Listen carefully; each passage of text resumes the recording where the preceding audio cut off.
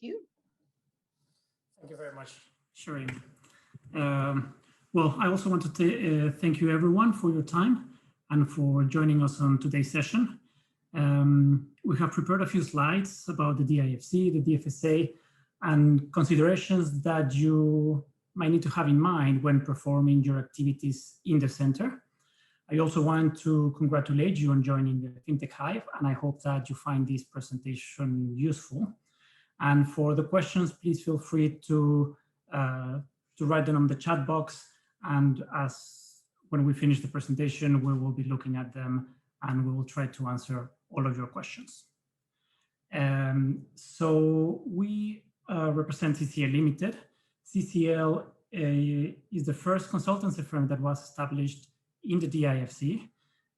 We assist our clients to obtain their financial licenses and to establish in the center for both regulated and non-regulated companies. And we also outsource the compliance and the MLRO function for those entities who require it. And we also provide ad hoc advisory training to companies in the center. We also have a dedicated FinTech Hive consultant team that will be your point of contact as and when you need it as part of your journey through the FinTech Hive. The participants are Luis Neal, Mehtap Onder, Gabriela Salmon, and Fadi Al-Eti, which are all in this session as well. So without further ado, so we will start with our presentation. Can we go to the next slide, please? So the DIFC was established in 2004 as a financial free zone. It's a jurisdiction that has its own independent, international regulator and judicial system, a common law framework, global financial exchange, and a tax-friendly regime. The objectives since inception of the DIFC were to be a financial center that is based on the principles of efficacy, transparency, and integrity, to promote the position of the Emirate as a leading international financial center, to develop the economy of the Emirate. As I mentioned, it has its own civil and commercial laws. There are three main authorities that make up the DIFC, which would be the DIFC Authority, the Dubai Financial Service Authority, which is the financial regulator, and the DIFC courts. The DIFC is a jurisdiction that has as an official language English, and it's the default language for any event of ambiguity when it comes to contractual matters.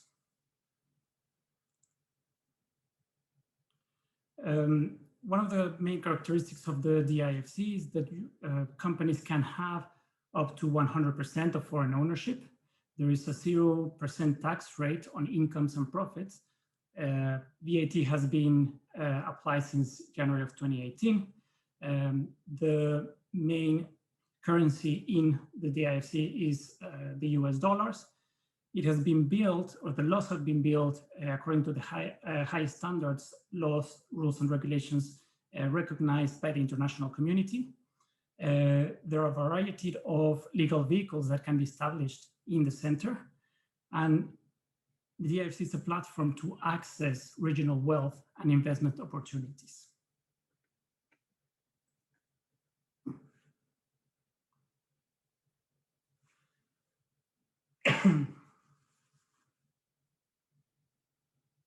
As I already mentioned, the DIFC has its own civil laws, commercial laws, employment laws, which are only applicable in the center. Dubai as an emirate has its own set of laws that have been issued by either Dubai Municipality, Dubai Department of Economic Development, Department of Tourism, but these are different to those applicable in the financial free zone. In the UAE and also in Dubai, there are federal, civil, and commercial laws that are applicable. The only type of laws that are applicable in the center that are also applicable in Dubai and other Emirates are the financial criminal laws. An example of these laws could be AML and anti-money laundering and counter-terrorist financing legislation that is also applicable in the DIFC. And the DFSA rulebook has incorporated these general principles in their own regulation.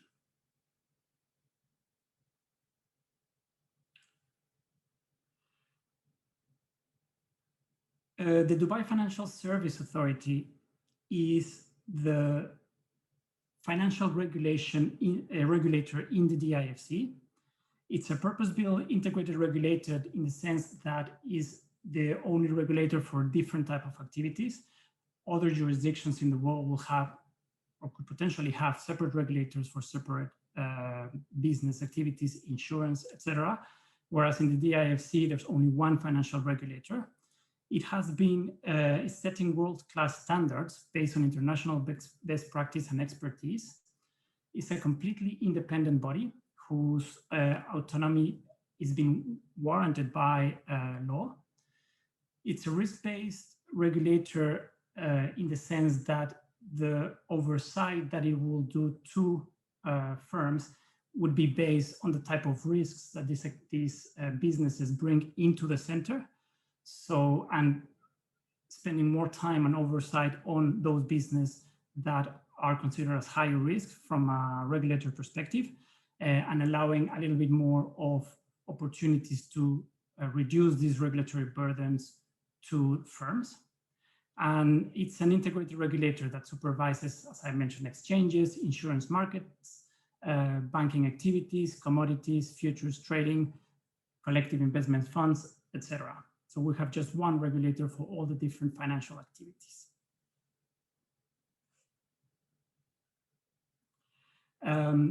We have included here a list of all the financial activities or financial services that can be provided in and from the DIFC. In order to provide these services, firms need to obtain the relevant license from the regulator. And to do so, they will have to go through a full application to explain the regulator what are the type of activities that they will be providing, how these will be provided, etc. As you would see, it's a quite comprehensive list of activities, and these activities can only be provided as long as the companies have the relevant license and permissions. You will see on the right-hand side that we have included the names of a few of the participants of the FinTech Hive, where we believe that their activities could potentially be considered as financial activities, in which case we will be happy, of course, to assist you and to answer any questions that you might need going forward. It's very important for you to understand what actually is a financial services and which activities cannot be provided unless the appropriate license is obtained, to avoid, of course, having any issues with the regulator. So we will be happy during the clinics to support you in make you understand what are the lines that cannot be crossed if your company will not be a regulated entity. And I will now leave the floor to my colleague Luis, who will be explaining you in more detail about the systems and controls that will be required for firms to have in order to continue to provide their services in the center. Thanks, Alberto. Hi, everyone. I guess just staying on this slide for a moment and just to echo what Alberto said. So we did receive a brief bio on each of your business models, and having reviewed just that brief bio alone, we determined that there could be room for a regulator to perhaps question whether you are providing a financial service. And so it may be worthwhile, and feel free to take advantage of being a member of the FinTech Hive. You can reach out to us after this meeting, or you feel free to pose questions now, as to determine whether or not you could be deemed as providing a financial service by the DFSA or any other regulator around the world. Like we said, these are the firms that could potentially be offering a financial service. We also note that many of you are also offering a kind of risk compliance or AML related technology that perhaps isn't necessarily a financial service, but we feel that we could also be able to be of assistance to you. We have strong expertise with respect to AML compliance and risk, not only in the region, but on a worldwide basis. So any of those risk compliance and AML technology related firms, please also feel free to reach out to us. We'd be happy to perhaps run a focus group with you or just brainstorm with you as to how to better your product. I'm going to go on to the systems and controls that any regulator, including the DFSA, would expect a regulated firm to have in place. I guess this won't only, this is useful for firms that could potentially be regulated in the future, but also to a lot of you who are providing technology or a service to a regulated client, because these are the types of systems and controls that your clients will have in mind when they're performing their regulated activities. So we'll go through these one by one. Start off with risk management. So all firms must have in place a risk management process. And firms are required to allocate a risk officer who is ultimately responsible for the day-to-day management of risk, but the ultimate responsibility for risk management will always sit with the board. But there should be a process in place. It could be a quarterly, biannual, or annual review of all of the risks identified throughout the business. Those risks should be assessed, and the board should receive a report on a periodical basis as to those risks and take action where any risks are too great. Onto compliance. All firms must be compliant with their relevant rules and regulations. In the DIFC, any firm providing a financial service must have a dedicated compliance officer. That compliance officer must be registered with the DFSA. That compliance officer must also be resident in the UAE, and they would be subject to a DFSA interview before receiving approval to become a compliance officer. When it comes to anti-money laundering, firms in the DIFC are subject to the UAE federal AML laws, and those UAE federal AML laws are interpreted into a DFSA AML rulebook, which all firms must comply with. All firms must have a dedicated money laundering reporting officer, in short known as an MLRO. Again, the MLRO must be resident in the UAE. They can also be, it could also be performed by the same person that performs the role of the compliance officer. And the MLRO is also subject to a DFSA interview before being approved. All regulated financial institutions must have a business plan, an ongoing strategy put in place. Best practice is to have at least an annual review of your business strategy and plan discussed at board level, and for that business plan to be updated.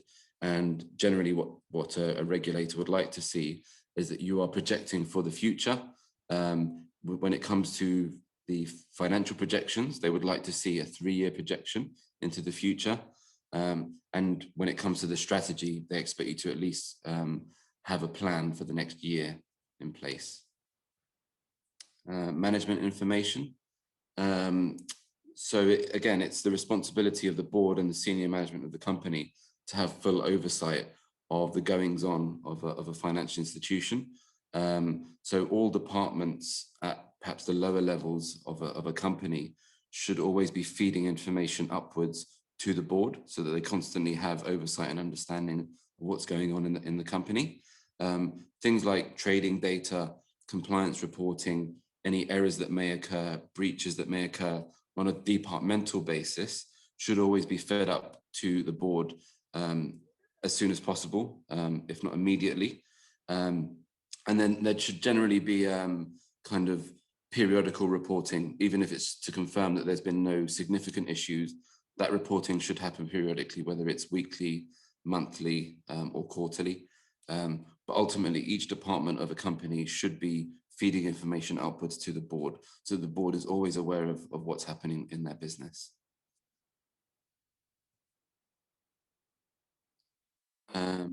So a regulator expects firms to employ staff and agents that are fit and proper to perform their duties. There should be a robust recruitment process in place. It would be expected, especially for a financial institution, to make reference checks, to go through at least two or three interviews to ensure that they are the right person for the role. And you may wish to also include criminal record checks as part of your recruitment process. I would also say it's important for the staff, when they come on board, to understand their roles and responsibilities. So it is quite crucial that you put in place a job description that the employee would acknowledge and understand. And there are clear reporting lines so that any new members of staff fully understand who they're reporting into, and the reporting line process. Just a recent requirement which regulators are coming out with just in the last couple of years, was introduced by the DFSA from the beginning of 2020, is continuing professional development. So any key functions like the senior executive officer or the compliance and MLRO officers must now complete at least 15 hours of continuing professional development annually. When we talk about CPD, it could be in the form of a training, it could be attending conferences and forums, but ultimately you must attend make up at least 15 hours of that time annually, and keep registers. And just to reiterate, this does only apply to regulated firms. When it comes to the conduct of business, firms must ensure that they conduct their activities with their clients' best interests in mind. They must ensure that they are avoiding any misconduct, facilitating any money laundering or criminal activities, and also keep in mind any conflicts of interest, whereby any interest that the firm or its employees have could be in conflict with the best interests of their clients. And so systems and controls, policies and procedures should be put in place to manage their conduct of business. Business continuity planning, which is especially significant given the pandemic over the last 18 months. So firms must identify and outline a business continuity plan. So what happens in the case of an emergency? It could be in the case of the pandemic, there could be an earthquake, there could be a terrorist attack, any impact on a firm that could severely impact the delivery or the discharging of a service to your clients must be accounted for and considered. And so if you are running a business physically, in the case of an emergency, or where we're not able to attend an office, what is the plan B? Are your staff able to operate remotely? Is there a secondary office that staff could operate from? If you're, and all of you are operating some form of technology, if there is downtime to your technology or to an element of that technology, what happens? Is the overall product still able to operate if an element of that technology fails? What is the process to getting bringing that technology back up? And what is going to happen while it's in that period of downtime? Is there a need to inform your clients that there could be a downtime? And what is the impact on clients when there is a downtime? Regulators expect all of these processes to be fully documented, and each member of staff should also have a copy of your BCP policy to ensure that everyone is well aware of what could happen in the case of an emergency. And so that needs to be in place from day one, because obviously when an emergency occurs, you're not going to have time to then draft the BCP policy. That needs to be implemented immediately. When it comes to outsourcing, authorized firms must create an outsourcing policy. So it's important that firms generally, especially for financial institutions, shouldn't just be giving authority to any member of staff to engage perhaps an IT service provider or a human resources service provider or an accounting firm, for example, there should be an approval process for any outsourcing that occurs. And really and truly, approval should come from the board. There is also an expectation from regulators that when you are outsourcing a function to a third party, that function or that firm is assessed. You would perform some due diligence on that company, make sure there's no adverse findings around that company, and that they are suitable to perform the function that you are engaging them to do. And just on that point, a lot of you, or most of you, would be deemed, perhaps would be engaged by financial institutions to provide technology to them. And so you may come across when you're dealing with financial institutions that they are going to ask, they will deem you as an outsourced service, and therefore they are going to perform a suitability assessment on you. So you can expect for them to ask a number of questions about who you're owned by, how you operate your business.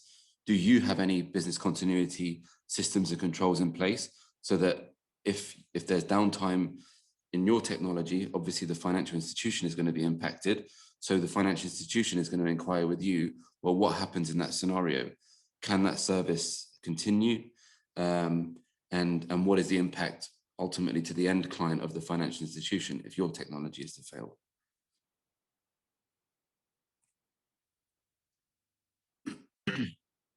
To record keeping, in the as a regulated firm in the DIFC, all kind of business and client related records must be maintained for at least 6 years, and they must be recorded in the English language. So if you're regulated and some of your information is in Arabic, for example, the regulator would expect for that information to be translated, or at least the key elements of that information to be translated. In other jurisdictions like Europe, the record keeping requirements are 5 years, but the regulators over here have gone for a 6-year record keeping requirement. When it comes to fraud, as you would expect, all financial institutions are required to have fraud systems and controls in place, and there should be an adoption of a whistleblowing policy, so that if any member of staff identifies any internal fraud occurring, there should be a process in place for that member of staff to escalate the matter, essentially anonymously, or at least for their whistleblowing to not be made public or to be made known to other members of staff. Corporate governance, this is held in very high regard by regulators. As we mentioned earlier, regulators hold the board of directors as accountable for all of the operations of a company. And so there should be robust systems and controls to ensure that the board has full oversight of a business. There should be frequent board meetings, preferably quarterly. If for larger businesses, there could be the board may assign committees to manage certain functions within the business that essentially feed information upwards to the board. And there should be a corporate governance process in place. A board should be made up of a good mix of individuals who can cover each element of the business and provide useful data to the other board members on that element of the business. And it's important that the board receive compliance and AML training as well, and risk training, because they do hold ultimate responsibility for those functions as well.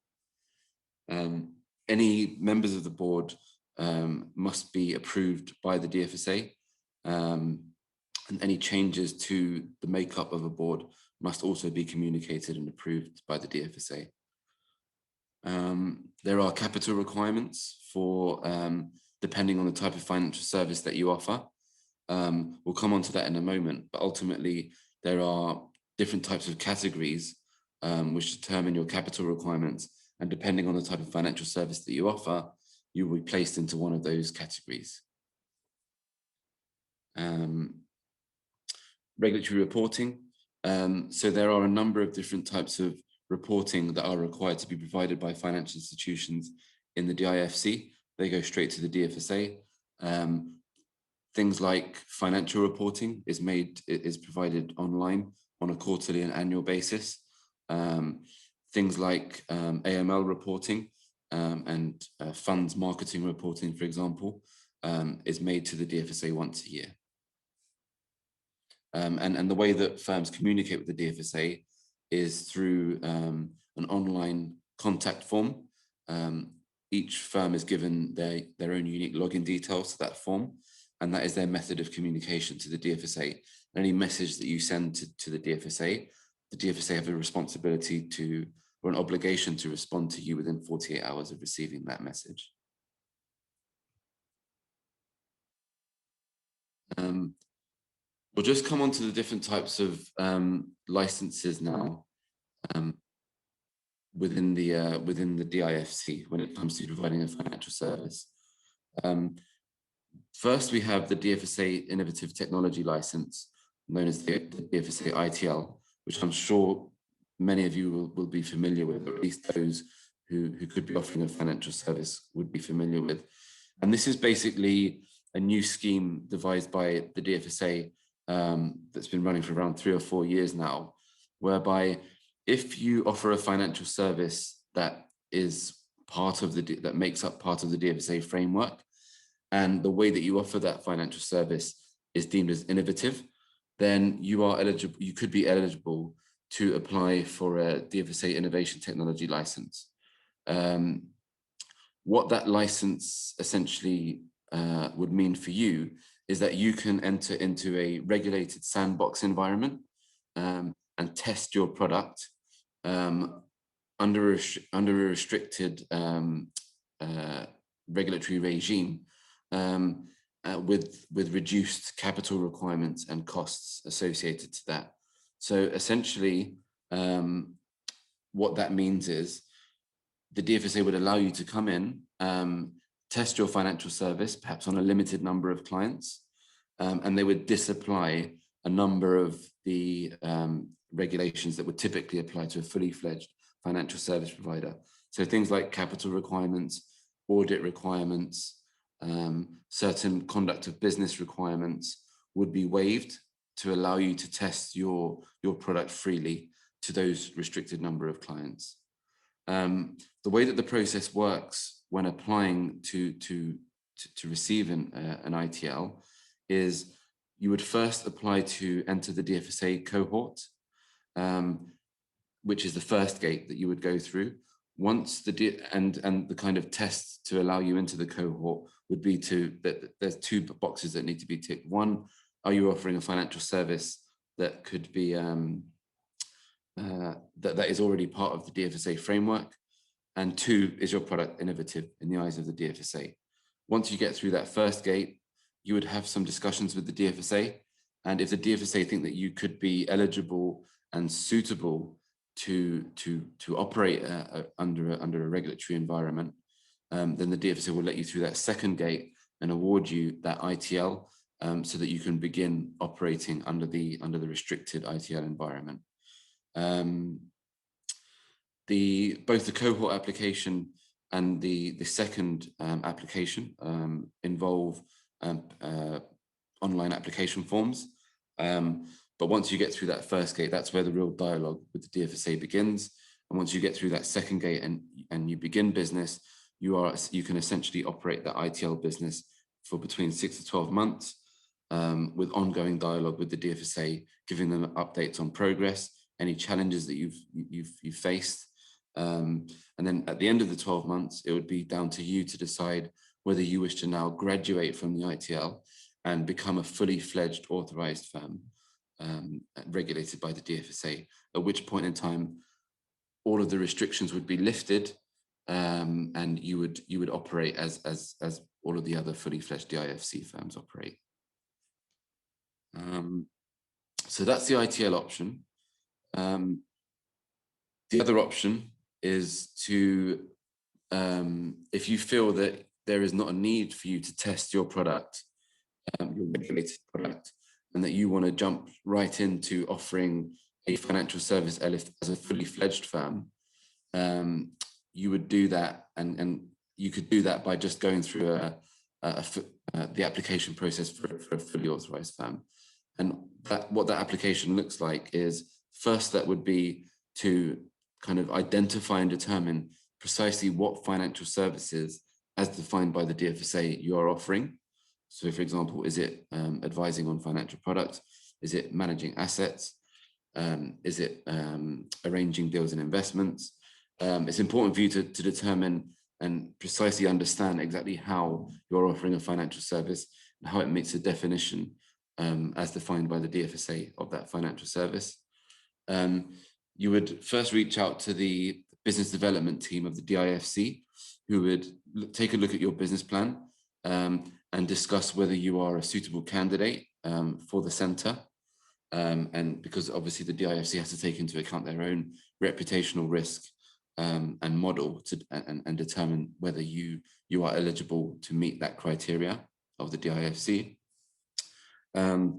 Once you've spoken to the DIFC, you would be introduced to the DFSA. You would prepare what's known as the regulatory business plan, which covers a number of elements that a regulator wants to be made aware of with respect to your business. Things like all of the systems and controls that we just mentioned before, they would expect all of those items to be covered in your business plan. And because they're looking for reassurance that firstly you understand the DFSA expectations, and also that you plan to put in systems and controls to manage those expectations. There is also a number of DFSA application forms that need to be completed. That's not only corporate application forms, but also individual application forms for the board members and for the compliance officer and for the finance officer and for the senior executive officer. So a number of application forms need to be completed. Then you would also need to prepare a number of compliance, risk, AML, corporate governance, and the business continuity documentation that we discussed before. Given that you guys are heavily involved in technology, there would also need to be cybersecurity policies and procedures in place, as well as technology governance. When we talk about technology governance, we mean what happens in the case of an incident, how are firms being alerted to incidents in the technology, and how are those incidents being escalated to the board, how, as and when new technology is being introduced, what governance is around that technology, that introduction of new technology, and has it been approved by the board or by the senior management, and essentially who has authority around access to the technology and changes to the technology as and when that happens. So the regulator would expect to see all of that information not only to be in place, but for it also to all be documented. And I guess there's two sides of documentation. There's the one side where you're advising your staff and the regulator as to how you comply with the regulations. But then there's the other side as to standard operating procedures. So desktop procedures that your members of staff would have on their desk or easily accessible to understand their roles and responsibilities when discharging their duties as well. Once all of that information is ready, you would submit the full application to the DFSA. And then again, you would open dialogue with the DFSA. They may have some questions about your systems and controls. You would resolve those questions. Once the DFSA are happy that you have everything in place, they would issue you with an in-principle approval. And basically what that in-principle approval says is that, in layman's terms, it's saying that the DFSA is happy for you to eventually become an authorized firm. However, before they grant you the full license, they will expect you to now incorporate the firm, open the bank account of the firm, patch up any kind of gaps that were identified through the application process, put in place any client agreements that need to be put in place. And only once, and they would generally give you 6 months to resolve all of those issues. Once all of those issues have been resolved, you would submit those resolutions to the DFSA. And once the DFSA are fully happy that all of those items have been addressed, they will issue you with the full license. And at that point in time, you can begin your operation. Generally, we see the entire process taking anywhere between 3 to 6 months from start to finish before you can fully launch the company. I mentioned that depending on the type of financial service that you offer, you would be put into a category.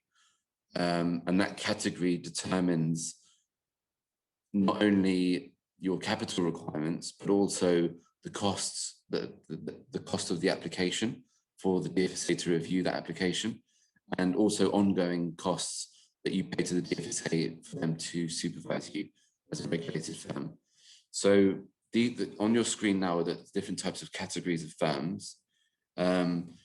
Category 4 are the types are considered the lower risk types of firms. So firms advising on credit or on investments, or arranging deals and investments are generally considered as category 4. Payment service firms are considered as category 3D. Asset management firms and other types of other payment service firms are considered 3C, and generally firms that are dealing are considered as a 3A. Category 2 is associated to firms offering loans, and category 1 are the big banks that are paying interest on deposits and holding deposits because they carry the higher risk. They're considered as category 1, and they have the higher application cost and the higher ongoing cost as well. They also have, the category 1s also have the higher capital requirements. So the category 4s have the lower capital requirement, category 1s have the highest capital requirement.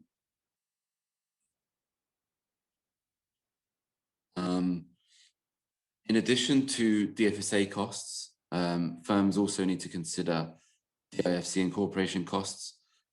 Fintech firms that are unregulated have an incentivized incorporation cost of $1,600 in total, and ongoing commercial license renewal costs of $1,500. Whereas if you're a regulated firm, the incorporation cost is $20,000 and your ongoing commercial license renewal is $12,000. Other costs for a regulated firm to consider are obviously the costs of your staff, salaries, premises. So you would need to have your premises in the DIFC. There are serviced office spaces, or there are kind of larger office spaces, but generally the cost of premises starts from around $50,000 per year. And then you also there are also audit requirements for regulated firms. There are requirements to have an internal auditor, external auditor, and cybersecurity auditor. And typically those types of audit firms cost around $10,000 per year each.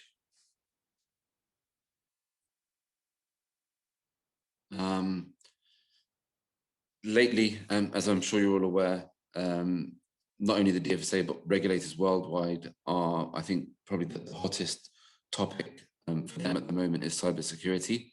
In 2020, the DFSA released a cyber risk management guideline to assist firms in establishing a sound and robust cyber risk management framework and strengthening system security, reliability, resiliency, and recoverability.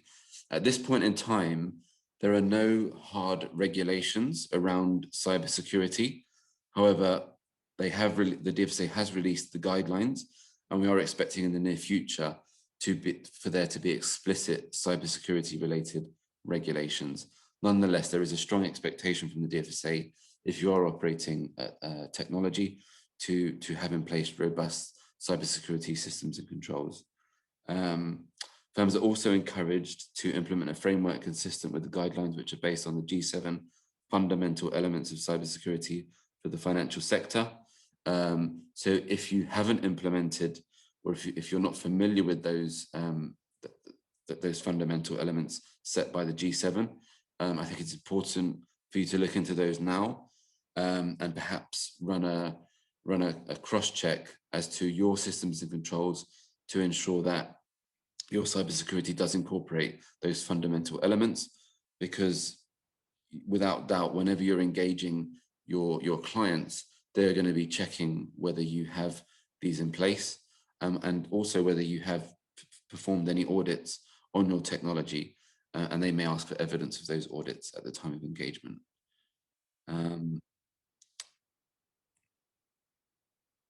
And that was it on the on the systems and controls and what you would need to consider, not only as a regulated firm, but also what perhaps some of your clients may be considering.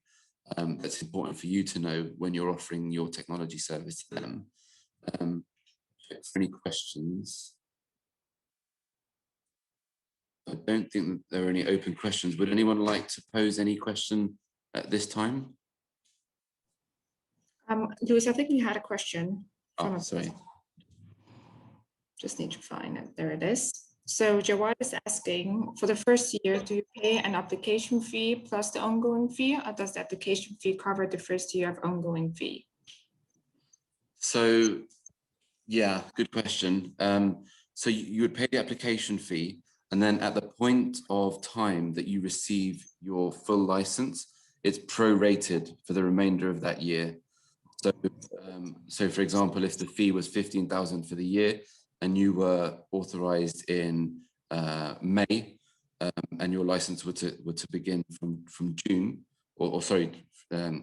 if you receive your license in June, you'd only pay the 6 months for that year. So you'd pay the 7,500, half the fee for that year. It's prorated.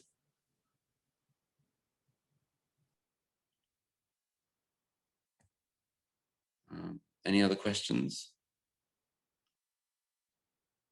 Okay. What would happen next is, I think Shireen or Jodia, or a member of the FinTech Hive team, will circulate our contact information. If any questions that you would like to take offline, please feel free to reach out to us. Like we say, we are dedicated to the FinTech Hive to be able to assist you wherever we can. There's no silly questions here. And even if you're unsure whether, like we said before, whether your product could or couldn't or is or isn't regulated, we're happy to go through that with you, and brainstorm with you to determine whether or not that your service could be deemed as regulated by a regulated service by a regulator. To the risk, AML and compliance technology providers, happy to provide insights on compliance and AML and risk in the region. We are experts on the federal AML laws, the DFSA and FSRA AML regulations. So happy to brainstorm at your convenience there. Great, thanks all. Look forward to staying in touch. Thank you.